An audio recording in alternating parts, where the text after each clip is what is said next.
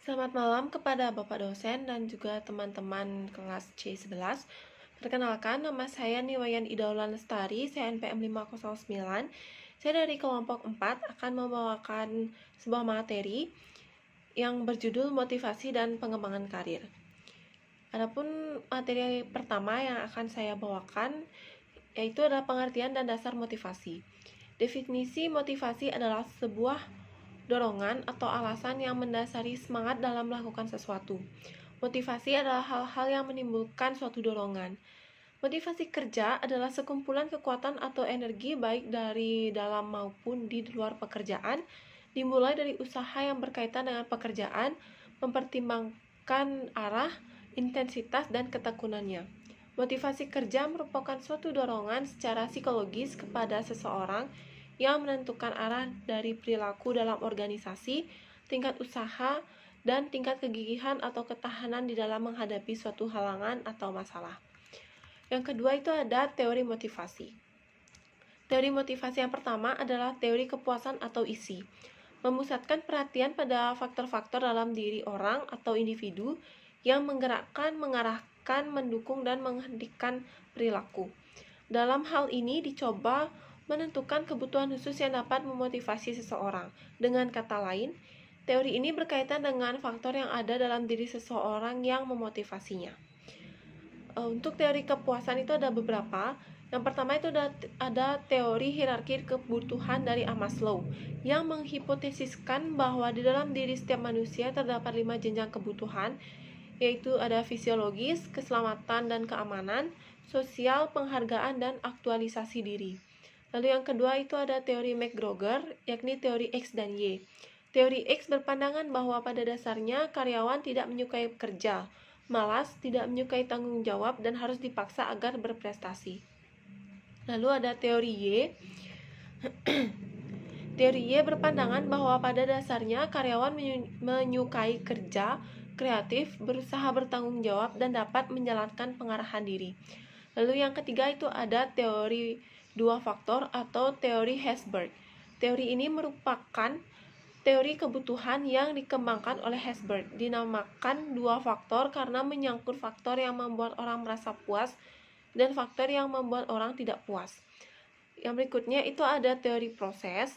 Teori ini merupakan teori yang difokuskan pada bagaimana motivasi itu terjadi dan teori yang dijelaskan sebagai berikut. Teori proses berkaitan dengan bagaimana motivasi itu terjadi atau bagaimana perilaku itu digerakkan. Teori ini terdiri dari teori penetapan tujuan, teori penguatan, teori keadilan, dan teori pengharapan. Yang pertama itu ada teori penetapan tujuan. Teori ini dikembangkan oleh Eloki yang menguraikan hubungan antara tujuan yang ditetapkan dengan prestasi kerja. Lalu yang kedua itu ada teori penguatan. Teori ini mengemukakan bahwa perilaku merupakan fungsi dari akibat yang berhubungan dengan perilaku tersebut. Lalu yang ketiga itu ada teori keadilan. Teori ini menyatakan bahwa individu-individu membandingkan masukan dan keluaran pekerjaan mereka dengan masukan atau keluaran lain dan kemudian merespon untuk menghapus setiap keadilan. Yang terakhir itu ada teori pengharapan. Manajemen berdasarkan sasaran atau manajemen by objective MBO berkenan dengan penetapan prosedur-prosedur formal atau yang tidak formal, yang dimulai dengan penetapan tujuan dan dilakukan dengan serangkaian kegiatan sampai peninjauan kembali pelaksanaan kegiatan tersebut. Baik, sekian presentasi dari saya. Selanjutnya akan dilanjutkan oleh teman saya. Terima kasih. Saya ini Gusti Ayu Mademira Santi, NPM 183-2121510. Saya akan di sini melanjutkan materi yang berjudul faktor-faktor motivasi. Berikut ini ada beberapa faktor yang terbagi menjadi 2, yaitu ada faktor intern dan faktor ekstern. Faktor intern itu faktor intern merupakan faktor motivasi yang asalnya ada pada diri manusia atau pada diri seseorang. Motivasi internal ini muncul sebab adanya keinginan dari seseorang agar mempunyai prestasi serta tanggung jawab di dalam kehidupannya. Beberapa hal yang termasuk ke dalam faktor internal, yaitu ada 5, ada harga diri dan prestasi, ada harapan, ada kebutuhan, ada kepuasan kerja, dan ada tanggung jawab. Selanjutnya itu ada faktor eksternal atau ekstern. Faktor eksternal merupakan faktor motivasi yang asalnya dari luar diri seorang individu. Motivasi eksternal ini muncul sebab adanya peranan dari luar. Sebagai contoh, organisasi yang menuntut perilaku seseorang dalam menjalani kehidupannya. Beberapa hal yang termasuk ke dalam faktor eksternal itu adalah ada 5, yaitu jenis serta sifat pekerja, 2 hubungan interpersonal, yang ketiga kondisi kerja, yang keempat kelompok kerja, dan yang kelima keamanan dan keselamatan kerja. Baik, selanjutnya itu ada jenis-jenis motivasi. Menurut Hasibuan 2013 terdapat 2 jenis motivasi kerja, yaitu motivasi positif dan motivasi negatif. Yang pertama, motivasi positif. Dalam motivasi positif, pimpinan memotivasi atau merangsang bawahan dengan memberikan hadiah kepada mereka yang berprestasi di atas prestasi standar. Dengan motivasi positif ini memberikan semangat bekerja bawahannya agar meningkat. Dan juga intensif yang diberikan kepada karyawan di atas standar dapat berupa uang, fasilitas, barang, dan lain-lain. Yang kedua itu motivasi negatif. Dalam motivasi negatif, pimpinan memotivasi dengan memberikan hukuman bagi mereka yang bekerja di bawah standar yang sudah ditentukan. Dengan motivasi negatif, semangat bawahan dalam jangka waktu pendek akan meningkat karena takut dihukum. Tetapi dalam jangka waktu yang panjang, itu akan berakibat kurang baik ke depannya. Lagi selanjutnya, itu ada beberapa cara atau strategi dalam meningkatkan motivasi kerja. Di sini ada 6. Yang pertama itu memberikan peluang berkomunikasi yang efektif kepada semua karyawan. Di sini, cara yang paling pertama dan utama untuk diterapkan pimpinan dan pihak manajemen adalah memberikan peluang berkomunikasi dengan efektif kepada seluruh karyawan yang ada. Dan selanjutnya, kedua, menciptakan peluang bagi seluruh karyawan untuk mengembangkan keterampilan mereka. Cara kedua ini dapat meningkatkan motivasi karyawan dengan memberikan mereka kesempatan untuk bisa mengembangkan keterampilan dari setiap karyawan mereka. Yang ketiga, itu ada menciptakan komunikasi yang efektif antara karyawan manajer senior dan eksekutif. Di sini kita perlu menciptakan komunikasi yang terjalin secara terbuka, jujur, dan interaksi, dan yang terjalin cukup sering. Maknanya, kita tidak berinteraksi hanya karena ada urusan pekerjaan saja, tetapi sesekali manajer senior bisa datang ke acara kerja karyawan untuk saling bertegur sapa dan sekedar menanyakan kabar. Yang keempat itu ada membina hubungan yang baik antara karyawan dan supervisor. Di sini, apa yang harus dilakukan oleh supervisor itu dalam meningkatkan motivasi karyawan ialah berusahalah sebisa mungkin untuk tidak membatalkan pertemuan rutin antara manajer dan karyawan. Jangan sampai ketika karyawan sangat memerlukan supervisor untuk mendapat suatu persetujuan dari pekerjaan mereka. Selanjutnya itu di sini ada yang kelima, memberikan kepercayaan dan kesempatan bagi karyawan untuk bertanggung jawab atas pekerjaannya. Di sini motivasi karyawan terletak pada bagaimana dirinya mendapat otonomi untuk berkreasi dalam mengerjakan segala tugas pekerjaannya.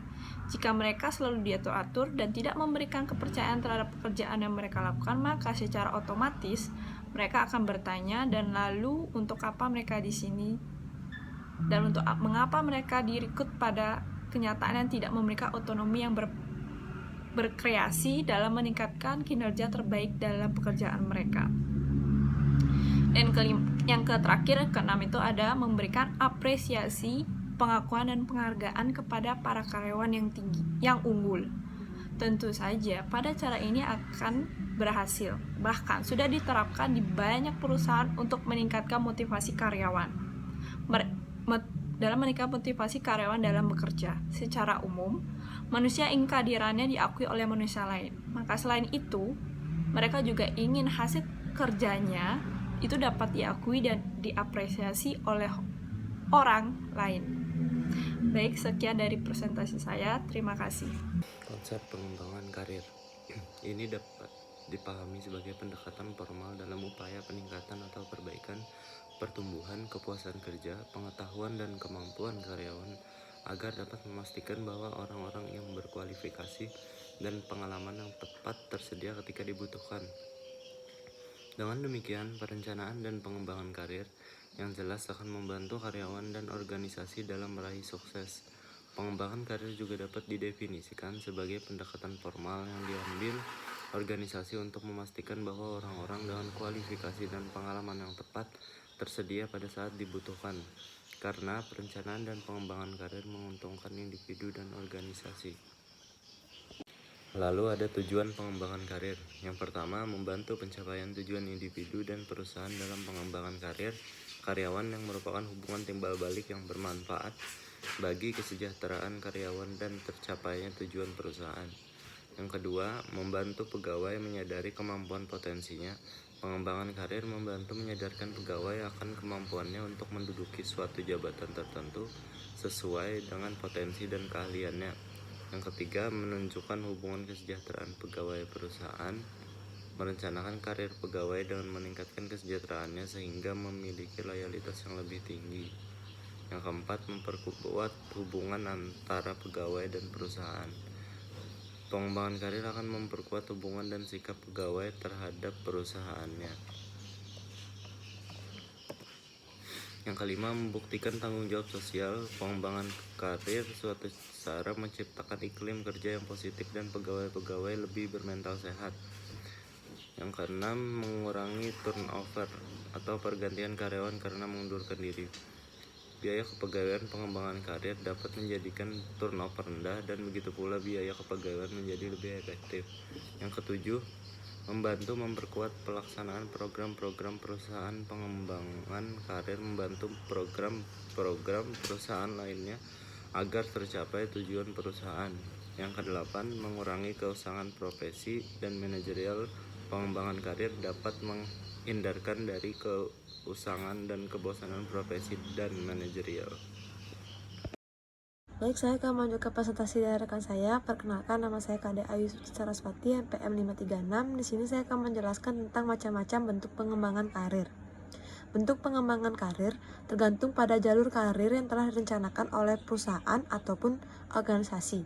Namun demikian, umumnya bentuk pengembangan karir ini terdiri dari atas 3 bagian, yaitu ada pertama pendidikan dan pelatihan, promosi, dan juga mutasi.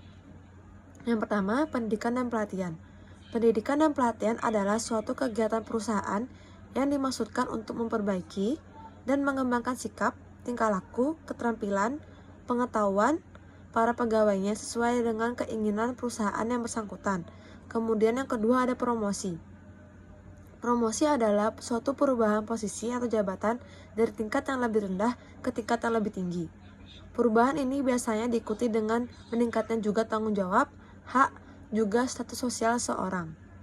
Yang terakhir ada mutasi. Mutasi merupakan bagian proses kegiatan yang dapat mengembangkan posisi ataupun status seseorang dalam suatu organisasi. Mutasi dalam pengertian sempit adalah perubahan dari suatu jabatan dalam suatu kelas ke suatu jabatan ke dalam kelas yang lainnya, namun tingkatannya tidak lebih tinggi ataupun lebih rendah.